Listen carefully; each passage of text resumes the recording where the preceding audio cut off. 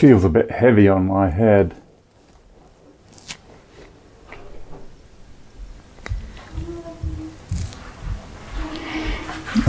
This is the first time I'm trying this setup, and let's see what happens.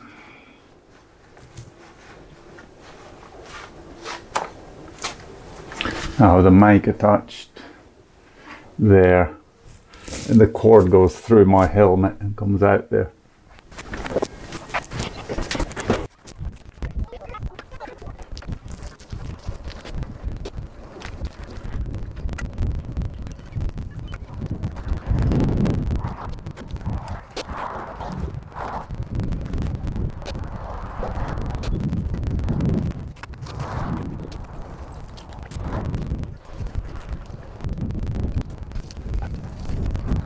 Still feeling fairly powerful.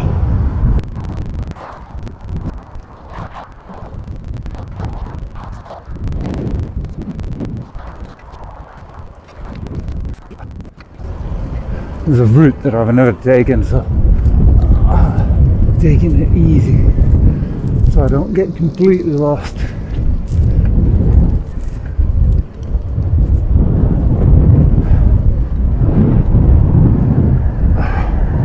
I think if I turn left here, I'll end up in Konala.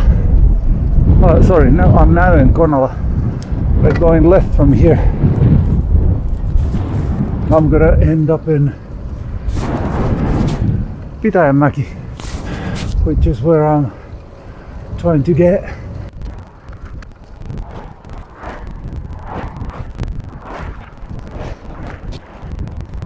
It's a bit of a risk. Trying to overtake a bus.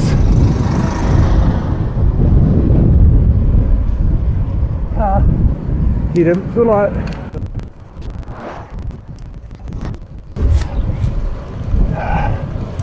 On a red light. I bet we're going to be passing each other the rest of the way, the bus and me. Or, well, no, it's only one stop.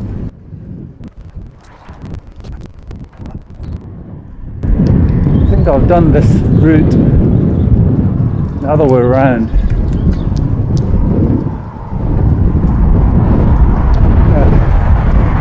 Quite often, but very rarely in this direction.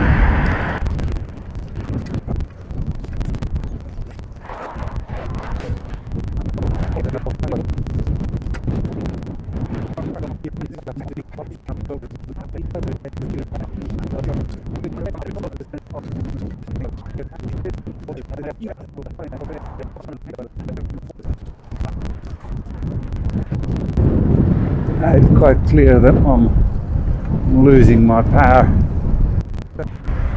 It's not as bad as it used to be, but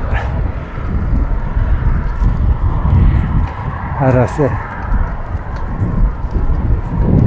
When I'm going down hills, you can hear it from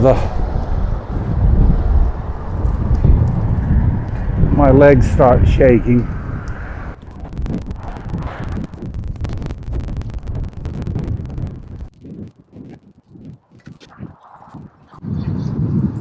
That's what happens when I lose power. People start passing me.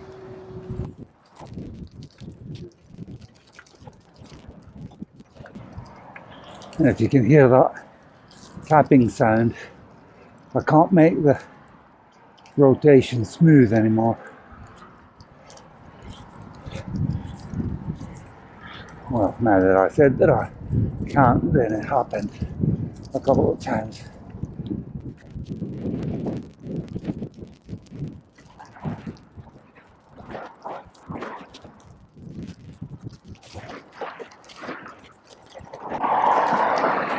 Now this is becoming the new normal after the stem cells.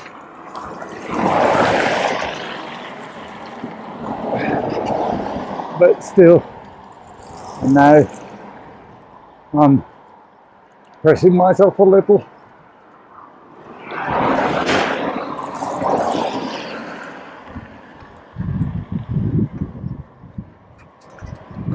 I can still kind of muster a bit more power, and I can do acceleration, which I couldn't do previously before the stem cells.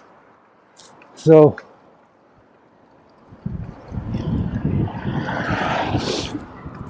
it was very typical of me to be able to climb a hill, but then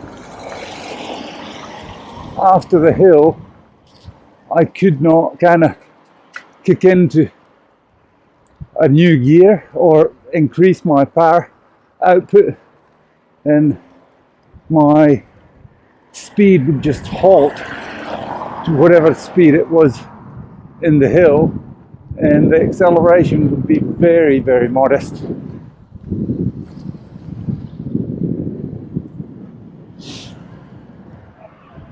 But now I halfway feel that there's something there that is not completely useless when I'm trying to accelerate. And the positive thing about the camera on top of my head is that, what do you call it? It hasn't caused, because I was frightful that it would be too heavy to hold on my head, because I can clearly feel that the helmet weighs normal, more than normal, and I was afraid that it would be too heavy.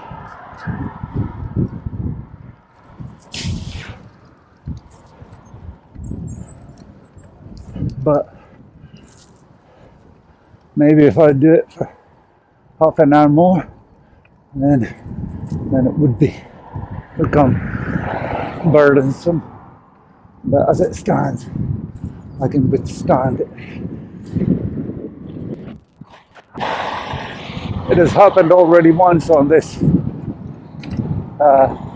run that, like for example now, I'm at the topmost gear, and the speed is so high at the moment that there's no point in me pedaling. And now if you can hear the rattling from the chain, it is because my legs, they're shaking. That was a bit scary because it was windy, and I felt that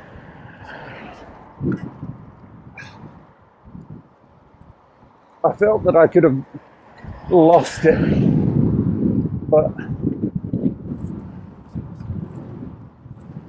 lucky enough I was able to hold on, and it wasn't really scary, just a bit daunting.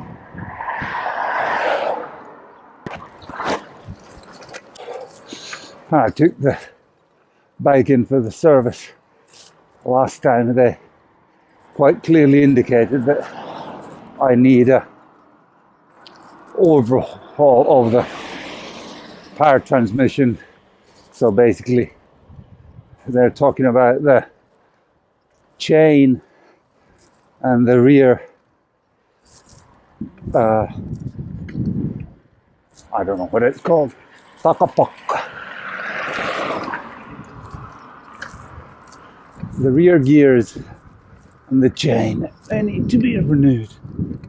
The front cogs, they're still all right. This is a good example of a place where before the stem cells I would just completely collapse. But now I'm able to power through. What I'm a bit miffed about is that I don't feel that my balance has improved a lot from the stem cells. I still have tinnitus in my ears, and my left arm, it's still weak. So I have this fairly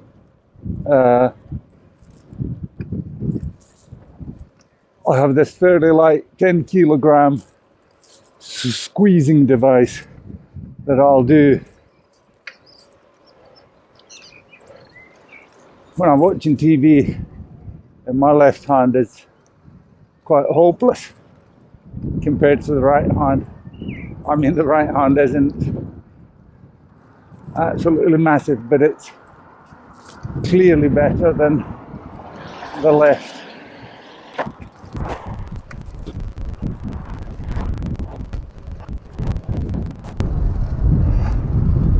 The shortest way home would have been to take a right on that roundabout bit. Taking the scenic route home.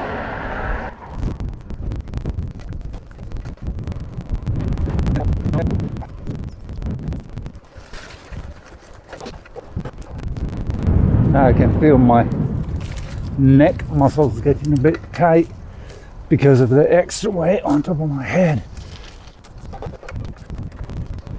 One thing that I've been missing about these cycle runs is that I would typically leave home and then I'd start riding, and my initial plan would be just to do a short run, like an hour or so, but then I would come to a crossroads where I was supposed to be turning home, and I would say, make it a little longer. And now this was maybe the first time that I had the trust that I said to myself that when I was supposed to turn home, I said, let's add an extra 15 minutes to the ride. I can manage it. And it's early to say whether I can do it or not, but it's a positive thing that I have a capability to choose. I had the capability of choosing that, I'll press myself a little more, which is something that hasn't always happened.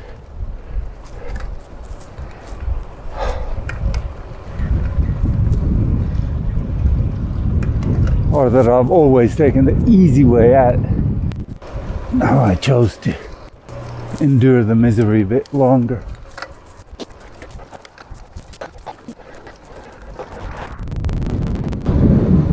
I'm glad he chose not to run across the street. The shortest route home would be to turn right here, and because I rarely do this, I shall now do it. Can you hear the rattling now?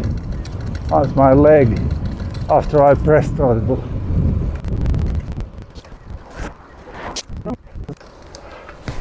The shortest would be up that hill, and that's so horribly steep that I'm going to avoid it this time. Done it a couple of times and it's just unpleasantly steep.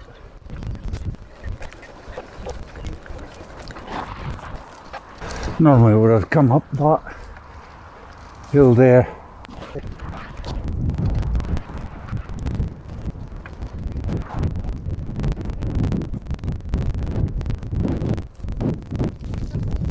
This is a pond in our backyard.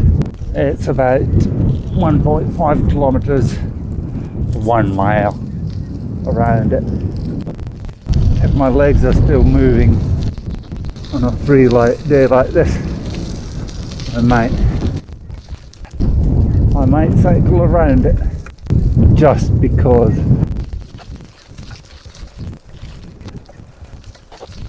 That's that mini golf. is where my daughter has a summer job.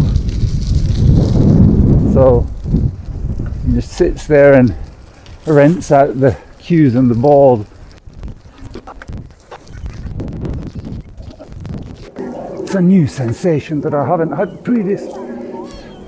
My ankles are sore, which they've never been on these runs, and I don't know what's causing that. Those are most seagulls, the most annoying birds. What do you call it? In the morning. This is what happens after a run. My walking goes all funny. Try to see whether the camera is still on, and it might even be. So yeah, stiff as a board.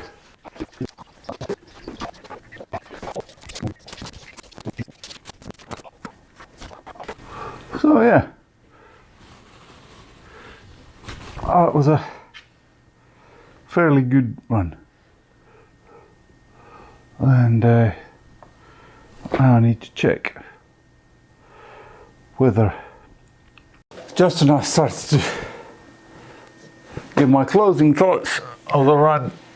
The memory card said it's full. So this is basically me just switching the microphone over to that camera and then continue recording. It was a good run. Oh, sorry, I need to stop it now. It maybe lasted a bit longer. It was over an hour and 13 minutes. It burnt 704 calories and I reached my daily goal, which has not happened previously with these shorter runs. Lacking in balance. Left hand is still weak. This motion here, you know, when you take a pen and you try and click it hurts like anything. Shaking somebody's hand, it's another where your thumb is out. No, that's painful than anything. I was hoping that would have been sorted. What else? Walking, maybe a bit better. I've been doing longer runs with the dog in the morning. But then if I go over my limit, then it's horrible, the results. But what do you call it? I have found, which is I haven't seen a lot of people report on this. I did a Facebook Live on this. I've found that if my walking gets horrible and I'm absolutely knackered during the day, then if I go and take a brisk cycle ride for an hour or so, then I'm fairly normal again.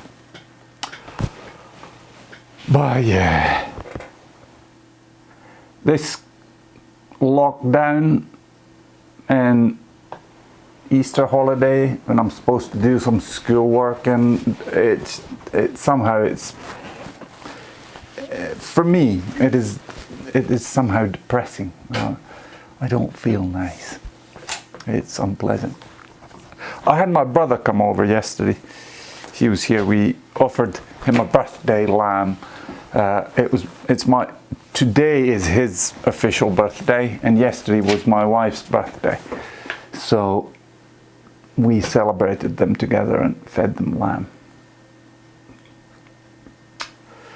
He is risen. Final words.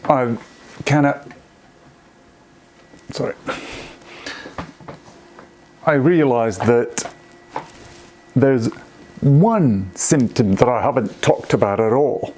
It's a returning one, so that's why I haven't reported it.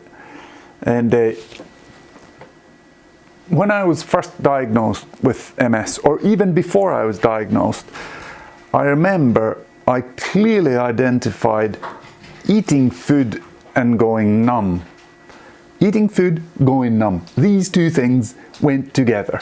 So, and especially my hands. So from my elbow to up to my fingers, they went numb. And this is a returning ailment that I have now. And I for some reason I have, and I think it's appeared after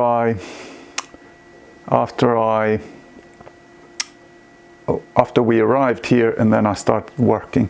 Then I would have lunches, and sometimes nowadays when I have the espresso machine upstairs, I actually have an espresso after lunch, which I now don't do because I clearly identify combining food and drinking coffee, that they together they do something to me. And this numbness, when I got it when I was diagnosed, it's on the early videos. I didn't talk about it tremendously intelligently then. I didn't kind of make the connection between eating and the numbness. I didn't talk intelligently about it, but now I noticed that this numbness has come, or it lasts for a couple of hours after eating and drinking a coffee. Then the numbness comes, and then you suffer from it for a time. It has happened a couple of times, and I've kind of pushed it aside. But this is just to note that this is something new, and it feels like the clock has been turned backwards. I was working in Sweden. There I clearly identified eating and hands going numb together. So this is now what's happening to me, and I'm now,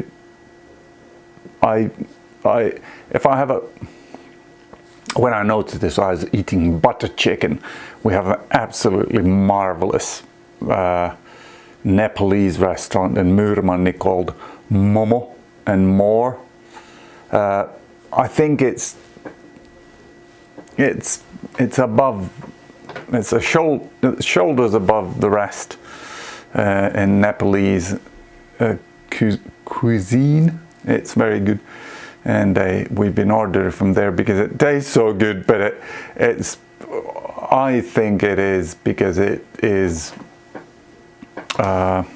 fat in it. That's what's making me feel bad.